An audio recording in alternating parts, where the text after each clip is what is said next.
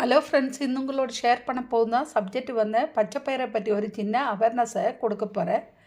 பச்சைப்பயிரை நம்ம ஒரு இப்படி பச்சைப்பயிரை எடுத்து ஊற வச்சு ஒரு நாள் நல்லா தண்ணியில் ஊறியதுக்கப்புறம் அடுத்த நாள் நம்ம ஒரு சின்ன இதே மாதிரி ஒரு பிளாஸ்டிக் டப்பா போட்டு அது நடுவில் ஒரு பேப்பரை வச்சு அது மேலே இந்த பச்சைப்பயிரை போட்டு ஒரு 3 days நம்ம லைட்டாக தண்ணியை ஊற்றிட்டு வந்தால் இதே மாதிரி பச்சைப்பயிறு நல்லா முளைச்ச ஓரளவுக்கு கீரை மாதிரி ஆயிரும். அந்த டைமுக்கு நம்ம இந்த பச்சைப்பயிரை எடுத்து கட் பண்ணி பொரியல் பண்ணுறக்கு நல்லாயிருக்கும். எப்படி பொரியல் பண்ணுறதுன்னு வச்சா வெங்காயம் பச்சை மிளகாயும் சேர்த்தி இந்த கீரையை நம்ம வதக்கி அதுக்கப்புறம் ஒரு முட்டையை உடைச்சி ஊற்றி நம்ம பொரியல் பண்ணியாக சுவையான ஒரு பொரியலை ரெடியாகும்.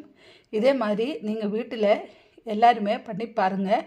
நமக்கு சுத்தமான ஒரு கீரையும் ஒரு பச்சைப்பயிறு முளைகட்டிய ஒரு கீரை நமக்கு சுவையாக கிடைக்கும். இது சாப்பிட்டாச்சா நம்ம உடம்புக்கு நல்ல ஒரு ஆரோக்கியத்தை கொடுக்கும். அதே மாதிரி நமக்கு ஒரு நல்ல ஒரு பொரியலை வீட்டில் சமைக்க முடியும்.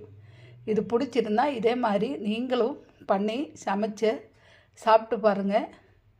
இது பிடிச்சிருந்தா subscribe, like, comment, share. Thank you.